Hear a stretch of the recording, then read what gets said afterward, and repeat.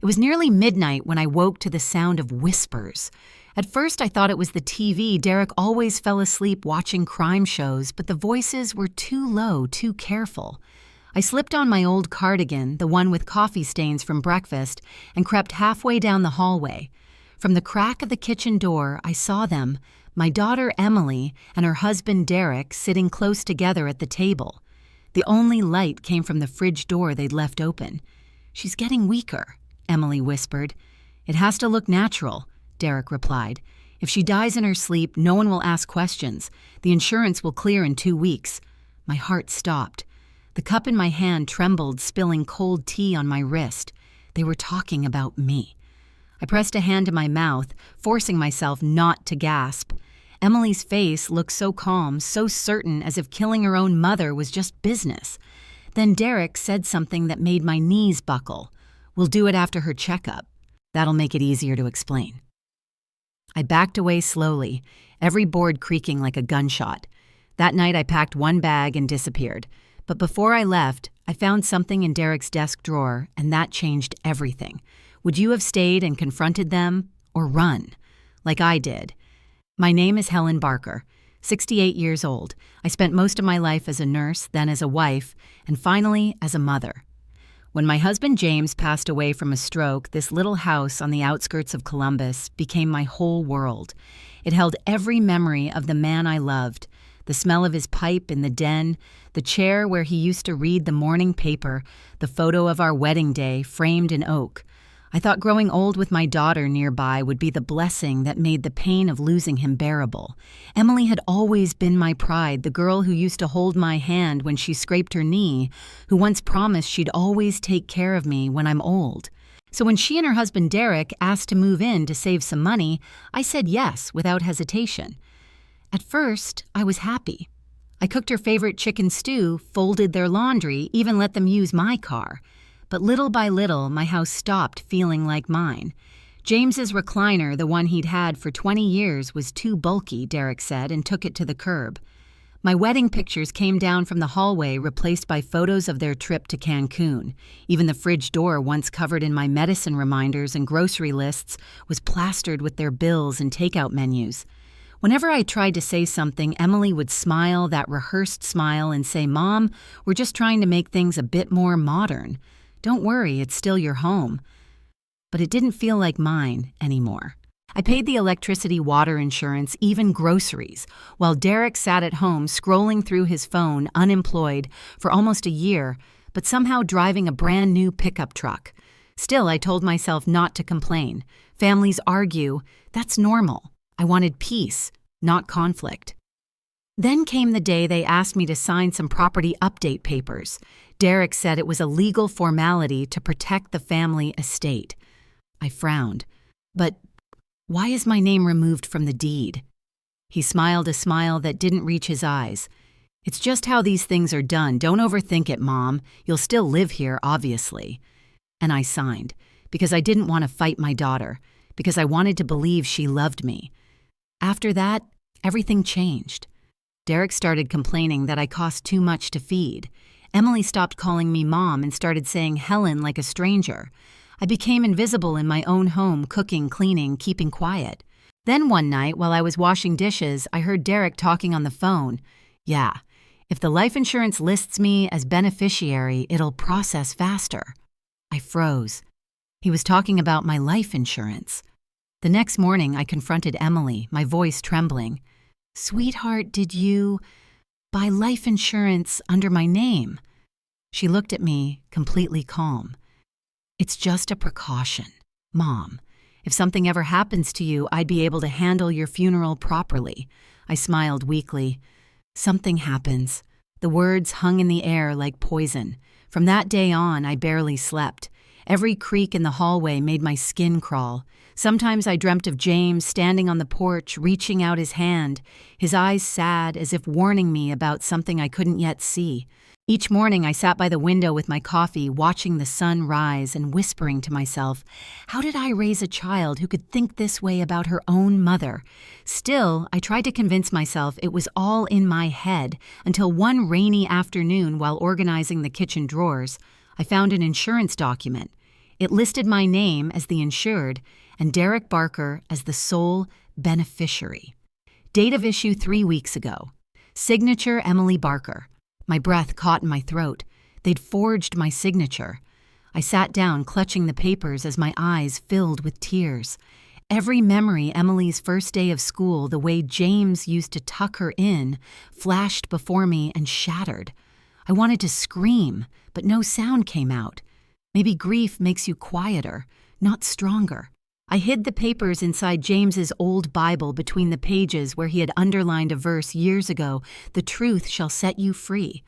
For the first time, I understood what he meant. I knew I couldn't ignore the truth anymore. That evening, they argued downstairs, their voices carried through the vents. "We can't wait any longer," Derek hissed. "She's unpredictable." "She's still my mother," Emily snapped back. "No, Emily, she's our ticket out of debt." I sat in the dark, shaking, holding the tiny brass key to the safe where James used to keep old documents, and a single thought echoed in my mind: if I stay, I will die. At 11:45 that night, I opened the safe. Inside was a sealed brown envelope marked Grant, Law Office. James had left it before he passed, telling me once, "If something ever happens, go see Mr. Grant." I didn't know what it contained, but I knew it might be the only thing that could save me. I looked around the house one last time, the living room where Emily had taken her first steps, now littered with Derek's beer cans. This was no longer home. It was a trap. Before walking out the door, I whispered, "I'm sorry, James, but I have to save myself." The night air was cold against my face as I dragged my suitcase down the porch steps. Thunder rolled in the distance. I didn't know where I was going, only that I was leaving behind the people who wanted me gone. If you were in my place, would you go to the police or disappear quietly into the night? The rain was coming down in sheets by the time I reached the bus station. I hadn't taken a bus in over 20 years. The last time was when Emily was in high school. We rode downtown to buy her prom dress. She'd held my arm the whole way, afraid we'd miss the stop. Now I sat alone, soaked to the bone, clutching an old handbag full of papers I barely understood. The brown envelope from James was still dry, pressed against my chest under my coat. I hadn't opened it yet. Some part of me was scared of what it might reveal because I knew James. If he'd hidden something, it meant he'd known danger was coming long before I did. I took the first bus heading anywhere out of Columbus. By dawn, I was in Cleveland, sitting in a diner that smelled of burnt coffee and fried bacon. The waitress called me sweetheart and didn't ask questions when I asked for just hot water and 2 sugar packets. I think she could tell I hadn't slept. That's when I finally opened the envelope. Inside were 3 things: a handwritten letter from James, yellowed with age, a small key labeled Safety Deposit Box 203, a business card for Grant and Howell Law Offices. The letter began, "Helen, if you're reading this, it means I didn't make it back. Don't trust everyone, even those who smile at you. If anything happens to me, go see Grant. He knows what to do. There's more to our family's savings than what's on paper." My hands trembled as I read his name. I remembered Mr. Grant, our old family lawyer, a kind man with gray hair and a slow voice, the kind that made you feel safe. I hadn't seen him since James's funeral 12 years ago. I looked up his office address on a diner phone book, an old listing still in downtown Cleveland. I didn't even finish my tea. I called a cab and went straight there. When I arrived, the receptionist's eyes widened slightly. "Mrs. Barker." "Oh my goodness, Mr. Grant mentioned you years ago." The office smelled like cedar and old paper. Every wall was lined with books, the same way James used to decorate his study. A moment later, Mr. Grant himself appeared older, now walking with a cane, but his eyes still kind. "Helen Barker," he said softly. "I wondered when you'd come." I told him everything, Derek, Emily, the insurance, the house, the fear. He listened without interrupting, his brows furrowed, his fingers pressed together in thought. When I finished, he nodded slowly. James came to see me before he passed. He suspected someone was trying to get to his assets. He created a second account, one that's never been tied to the house or your daughter. He handed me a folder and a small metal tag with the same number as the key from the envelope 203. "This belongs to you, Helen. Everything your husband wanted to protect is there. You'll find what you need." I felt my heart lift for the first time in months. Not because of money, but because James had planned ahead. He had known. He'd left a way for me to survive. Still, the reality was grim. Derek and Emily would realize soon that I was gone. They'd call the police, pretend to be worried, maybe even paint me as senile or unstable. And if they learned that James's assets still existed somewhere, I knew Derek wouldn't stop looking. I asked Mr. Grant, "Can you keep this between us?" He smiled faintly. "Mrs. Barker, I've kept secrets for 30 years. This one won't leave my office." Then his tone changed, lower, serious. "But Helen, I must warn you. Derek has a criminal record insurance fraud a few years back. He used an alias then. I believe that's how he found you." My stomach turned cold. "He planned it," I whispered. "He found a widow with property and no one to protect her. I'm afraid so." It hit me like a punch to the chest. Every kind gesture, every smile he'd given me had been part of a plan. But I wasn't that same naive woman anymore. Mr. Grant gave me an address to a safe deposit location. Before I left, he placed a hand on mine. "Don't go back home, Helen, not yet. Let me handle the legal side. For now, you need to stay somewhere safe. Do you have anyone you can trust?" For a moment, I thought of my neighbor, Mrs. Clark, the one who used to bring me soup when I caught the flu. She had once told me Derek gave her a strange feeling that she'd seen him arguing with a man near our mailbox late at night. "Yes," I said. "There's someone." He nodded. "Good. Go to her. And Helen, don't let guilt drag you back there. Sometimes the kindest thing you can do for a child who's lost her soul is walk away." That evening, as the sun set over the lake, I sat at a motel window holding James's letter. The world outside felt quieter, softer, as if I'd finally stepped off a sinking ship. But deep down, I knew this wasn't over. Derek was clever. Emily was desperate. They'd come looking. And the secret inside that safety deposit box, whatever it was, could change everything. Would you have opened the box right away? Or waited to see what they'd do next? I woke before dawn the next day, my heart pounding from a dream I couldn't quite remember, only flashes of James's voice saying, "Don't trust what you see."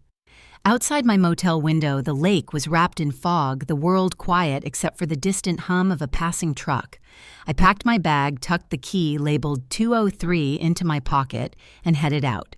The address Mr. Grant gave me led to a First National Bank downtown. The lobby was almost empty, just a guard sipping coffee and a woman vacuuming near the doors. My shoes squeaked on the marble floor as I approached the counter. "Good morning," I said softly, sliding the key across. "I believe this belongs to one of your safety deposit boxes." The young teller glanced at it, typed a number, then looked back at me. "Mrs. Barker, it's been a long time since this one was opened." She led me to a small, windowless room. My hands were trembling so badly I had to grip the table for balance.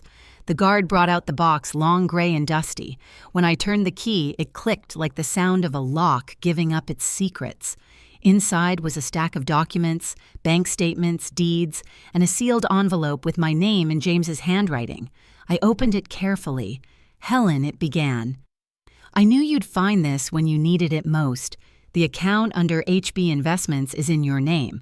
Use it only when you have no one left to rely on. And remember, not every kindness deserves forgiveness." My throat tightened. Inside the folder was a statement showing a balance of $2.3 million. I gasped. All those years of his quiet overtime shifts, the side projects he never talked about, he'd been building a safety net for me in secret. I should have felt relief, but all I felt was rage, not at James, but at what Emily and Derek had done. They'd tried to destroy me while I still carried their names in my prayers. I sat there, gripping the papers, shaking. For the first time in months, I didn't feel like a victim. I felt awake. That afternoon, I went back to see Mr. Grant. He looked over the files, nodding. "This gives you leverage, Helen. The house isn't worth what they think it is. You can let them keep it and still live comfortably for the rest of your life." But I shook my head. "No, I don't want comfort. I want the truth to come out." He studied me for a long moment. "Then we'll make it come out the right way." He made a few phone calls, one to an old detective he trusted, another to the insurance company. Within an hour, 2 investigators were on their way to meet me. When they arrived, I told them everything from the night I overheard their whispers to the forged documents. I handed them the fake insurance papers I'd taken from Emily's drawer. One of the agents, a middle-aged woman named Detective Moore, looked at me with quiet empathy. "Mrs. Barker, you did the right thing. There's evidence Derek's been involved in multiple fraudulent claims." This time he overplayed his hand. I nodded, but my mind kept replaying the sound of Emily's voice that night. She's getting weaker. It wasn't just the money. It was betrayal carved into bone. Detective Moore said they'd investigate discreetly, that I should stay away until they contacted me.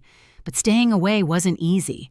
Every night I thought of that house, my garden, my husband's chair, the quilt I'd sewn when Emily was born. All of it stolen by the people I loved most. 3 days later, Mrs. Clark, my neighbor, called from a blocked number. Her voice shook. "Helen, your daughter's been telling everyone you're missing. They filed a report, said you might be unstable." "Unstable," I whispered. She even showed them some old medicine bottles she said were antidepressants. I told the officer, "That's nonsense, but Helen, she's convincing." My stomach twisted. They weren't just trying to steal my house, they were rewriting my story. I thanked her and hung up, then called Detective Moore immediately. "They're setting up a narrative," I said. "They want people to believe I lost my mind. We're aware." She replied calmly, "But let them talk. The more they lie, the deeper they sink. We've already frozen the insurance account they created in your name." I exhaled shakily. "So they can't access the money. Not legally," she said. "But I'd still be careful. Derek doesn't seem like a man who gives up easily." That night I stayed at a small inn by the lake. The owner, a retired teacher, offered me tea and didn't pry. I sat by the fireplace staring at the flames, wondering how everything had gone so wrong. And that's when my phone buzzed. A text from an unknown number. "You can't hide forever, Helen." My blood ran cold. I showed the message to Detective Moore, who traced it back to a prepaid phone purchased 2 towns over. She told me to keep calm, but she didn't have to see Derek's eyes to know what he was capable of. I did. Still, I refused to live in fear. I had James's foresight, Grant's help, and now the law on my side. I spent the next few days signing documents, giving statements, and working with the investigators. Each step made me feel stronger, like I was reclaiming pieces of myself they'd stolen. Then one morning, Mr. Grant called with news that changed everything. Helen, the insurance company, discovered a second policy, one Derek took out under his name, but listing you as deceased. He planned to fake your death. My knees went weak, so they were going to kill me, and cash both. "It appears that way," he said quietly, "but now the FBI is involved." I sat there in stunned silence. A strange calm washed over me. For the first time, I realized I wasn't the hunted anymore. I was the witness. The following week, the police raided my old home. When I saw the photos later, I barely recognized it. Beer bottles everywhere, drawers ransacked, half-packed suitcases by the door. They'd been planning to flee. Detective Moore told me Emily broke down first. She confessed Derek had manipulated her, that she'd forged my signature under his pressure. He'd promised her a new life once the insurance cleared, but Derek didn't confess. He ran. The night before his arrest warrant was issued, he disappeared. His truck was found abandoned near the state line.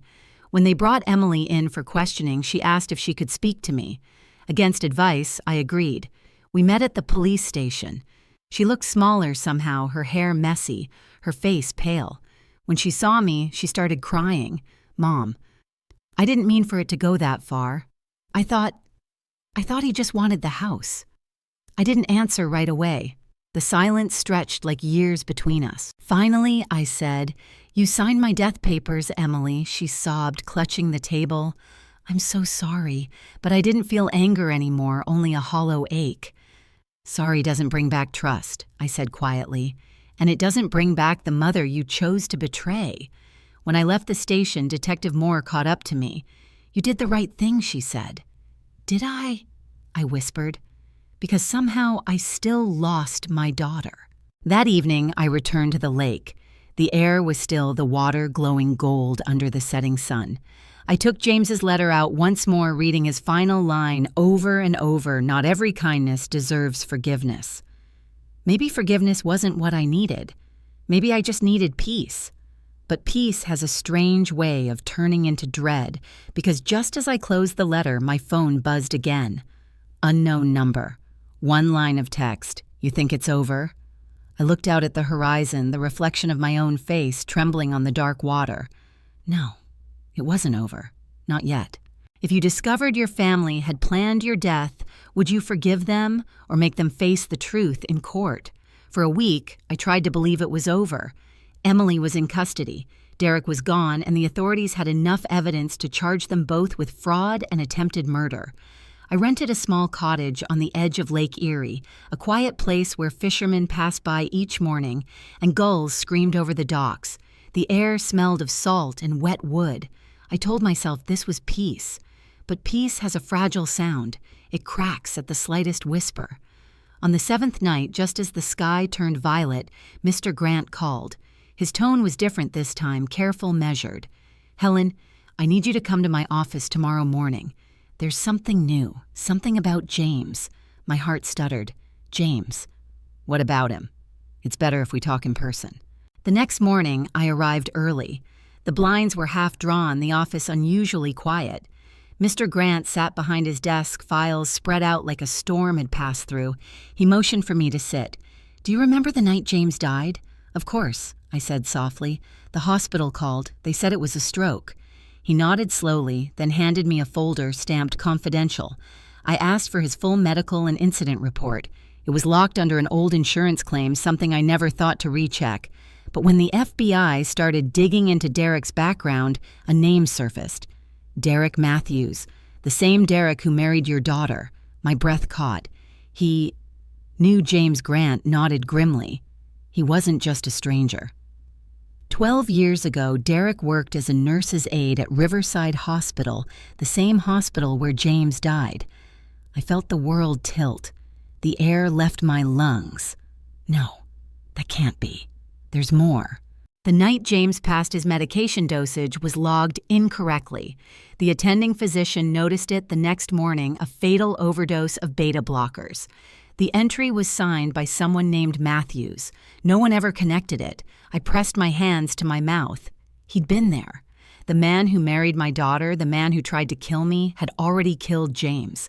For a moment, I couldn't speak. I could only hear the faint ticking of the office clock, each second hammering against my ribs.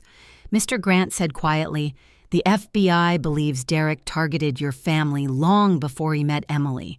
He probably looked up surviving spouses from hospital records, widows with assets, no sons, no close relatives." My vision blurred. Every smile, every favor he'd done for Emily, it all made sense now. He'd been hunting me for years. "Helen," Mr. Grant said softly, "the agents are preparing a new warrant. But there's something else. You might not be safe here." That night, I barely slept. The wind howled outside, slamming branches against the window. Every creak made me flinch. At 2 a.m., a car drove past the cottage, slow headlights off. I peeked through the blinds. The silhouette of a dark truck stopped at the edge of the property, then backed away. My heart hammered. I grabbed my phone and called Detective Moore. "He's here," I whispered. "I think he found me." She told me to stay inside, that a unit was nearby. But 5 minutes later, the power went out. The house plunged into darkness. I lit a candle and crouched behind the kitchen counter, listening. Somewhere outside, gravel crunched under footsteps. For a moment, I thought I saw movement, a shadow passing by the window. Then silence. The knock came softly 3 times. I froze. My hands shook so badly the candle almost tipped. Then a voice, low, calm, too familiar. "Helen, open the door, it's me." "Derek, I just want to talk." My blood turned to ice. He sounded almost gentle, like the monster who knows he doesn't have to roar anymore. "You're not supposed to be here," I said, forcing my voice steady. "Neither are you, sweetheart," he replied. "You ran off with money that wasn't yours." "Money, always money. James's death wasn't supposed to happen." Derek continued, his tone sharpening. "He wasn't my target." "You were." A tear rolled down my cheek. "You killed him." "Collateral damage," he said simply. "But you..." "You've cost me everything, so now I'm taking it back." I heard the sound of metal, maybe a crowbar. The front doorknob rattled violently. "Police are on their way," I shouted, even though my voice cracked. "No, they're not," he said. I cut the line. He started pounding harder. Wood splintered. Just as the door gave way, red and blue lights flashed through the window. Sirens wailed. Derek turned and bolted into the woods behind the house. 2 officers stormed in seconds later, guns drawn. They found me shaking on the floor, candle wax spilled across my hands. Detective Moore arrived minutes later, her coat flapping in the wind. "You're safe now, Helen," she said, kneeling beside me. "We'll get him. He can't hide forever." But even as she spoke, I stared at the door Derek had almost broken through, and the faint, muddy footprints leading inside before the cops came. He'd already been there. The next day they searched the woods but found nothing. Only the truck abandoned, half hidden in brush. Inside a map of Ohio with my old address circled in red, and one more note written in Derek's messy handwriting: "You took my life. I'll take yours." Mr. Grant suggested moving me under witness protection, but the FBI said Derek had disappeared entirely. No credit cards, no cameras, no sightings. For a while, I convinced myself he'd be caught, eventually. But deep down, I knew monsters like Derek don't vanish. They wait. A week later, I got a letter. No return address. Inside was a photograph, a blurry shot of Emily sitting in a courtroom, head bowed. On the back, a handwritten note: "Families forever, Helen. One way or another." I dropped the photo. My hands were ice cold. He was watching me. That night, I packed my things again.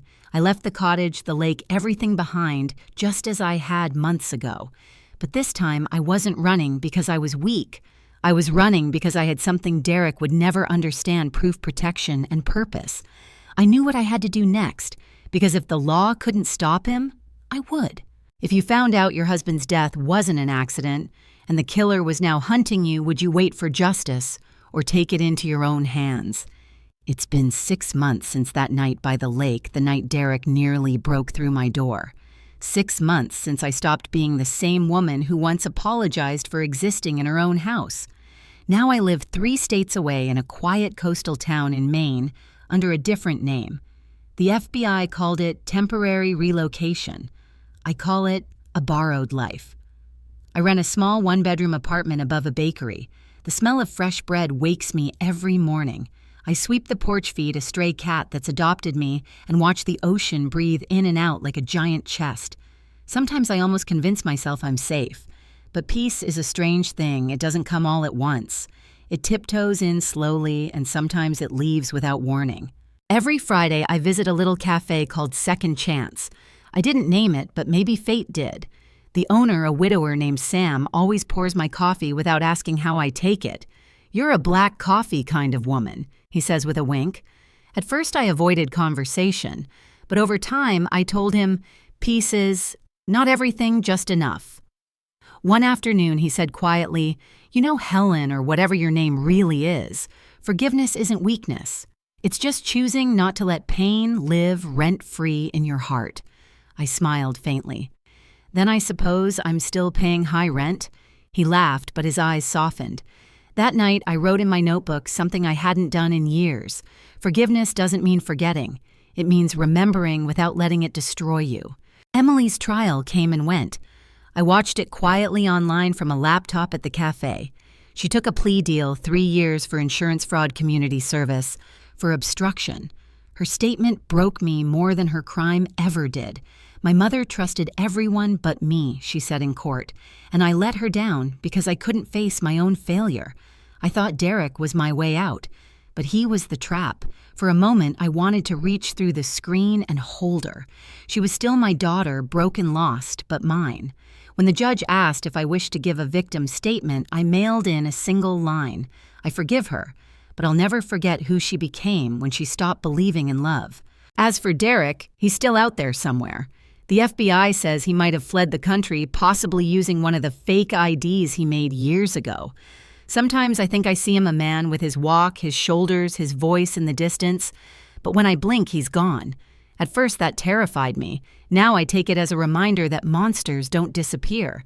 They just change shape. And maybe so do survivors. Every morning I take a walk along the cliffs overlooking the Atlantic.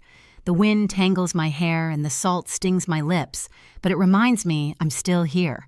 I've started volunteering at the community center, helping widows and single mothers handle finances, paperwork, and scams. It's strange how quickly you find purpose when you've lost everything else. One woman, maybe in her 40s, hugged me last week and said I was about to sign papers for my son-in-law. "You saved me." I didn't tell her why I knew what to look for. Some stories don't need retelling, they live quietly behind the eyes. One evening, I came home to find an envelope on my doorstep. No name, no return address. My heart froze for a moment. Old habits die hard. Inside was a postcard, a photograph of the lake house I used to live in. On the back, only 3 words written in black ink: "You still owe me." I sat down slowly, the postcard trembling in my hands. It could have been Derek. It could have been a cruel prank. Or maybe it was just the past, reminding me it's never really gone. I burned it in the sink, watched the smoke curl into the night, and then I whispered, "No, Derek. You owe me my peace, my husband, my daughter's soul." Later that night, I dreamt of James again. He was standing in our old garden wearing that ridiculous hat I used to tease him about. The lilacs were blooming behind him. He smiled and said, "You did what you had to do. Helen, you lived." When I woke, the cat was curled on my chest, purring softly, and sunlight filled the room. For the first time in years, I didn't feel afraid. I walked to the mirror, looked at the woman staring back. Gray hair, tired eyes, but alive. "I survived," I whispered, "and that's enough." That evening, I made coffee on the porch and watched the sea darken to silver. Somewhere in the distance, thunder rolled. Maybe it was just weather, or maybe it was a warning that the storm isn't over, only resting. But I've learned something storms can destroy, or they can cleanse. And I'm done hiding from the rain. Truth, sometimes the people who break us are the ones who teach us how to rebuild. Sometimes survival isn't justice, it's grace. If you'd lost everything, your home, your family, your past, but gained the strength to finally stand on your own, would you still wish for the life you had before? It was just another quiet evening. The sun had already slipped below the horizon, leaving the ocean a deep, bruised purple. I closed the bakery window, turned the open sign to closed, and started walking home. The street lamps flickered that soft golden light that makes everything look like a memory. When I reached my apartment door, I noticed something odd. The doormat was crooked. It sounds like nothing, doesn't it? But I remember placing it perfectly straight every morning, a small habit, the kind that gives you a sense of control. I froze. My keys hung in midair. The lock turned too easily. The door creaked open with barely a push. Inside, everything looked normal. The table, the books, the cat asleep on the chair, but the air felt wrong, heavy, as if someone had just been there. And then I saw it. On the kitchen counter next to my coffee mug was a small folded napkin. My hands shook as I opened it. Inside was a single photograph, an old picture of James and me taken 30 years ago in our backyard. Except this one had something new. Scrawled across it in fresh black ink were 3 words, "Found you again." The mug slipped from my hand and shattered on the floor. I backed away slowly, heart hammering against my ribs. The cat hissed, staring toward the window. Outside, through the glass, I saw the faint glow of a cigarette, a shadow standing across the street, motionless, watching. I whispered, barely breathing, "Derek," but when I blinked, he was gone. Only the ember of that cigarette remained fading into the dark. Do you think it was really him, or just the ghost of what I still fear most? It was one of those still nights when even the waves seemed to hold their breath. The bakery downstairs had gone dark, the smell of sugar and yeast fading into the salt air. I locked up, climbed the narrow stairs, and listened to the old woods sigh beneath my feet. When I reached my apartment, I noticed the doormat. It was turned slightly to the left. I always straighten it. Always. A chill slid down my spine. The lock gave way too easily, as if it had already been opened. I stepped inside, holding my breath. Everything looked exactly the same, the books, the kettle, the little lamp glowing amber, but the air felt wrong, disturbed like a room that had just exhaled. Then I saw it. On the kitchen counter, next to my folded dish towel, lay a napkin. I unfolded it with trembling fingers. Inside was a photograph James and me in our backyard 30 years younger, laughing under the maple tree. Only now someone had written 3 words across it in thick black ink, "Found you again." The picture slipped from my hand. It fluttered to the floor like a dying bird. Behind me, the cat hissed, ears flat, staring toward the window. Through the curtain, a tiny orange glow pulsed someone smoking, standing perfectly still across the street. My heartbeat filled my ears. I whispered Derek, but when I pulled the curtain wide, the glow vanished. No footsteps, no car, nothing. Only the echo of the sea and the faint smell of smoke drifting through the night air. I locked the door, slid down against it, clutching the photograph until my knuckles went white. Was it really him, Or have I been running so long that even peace has learned how to stalk me?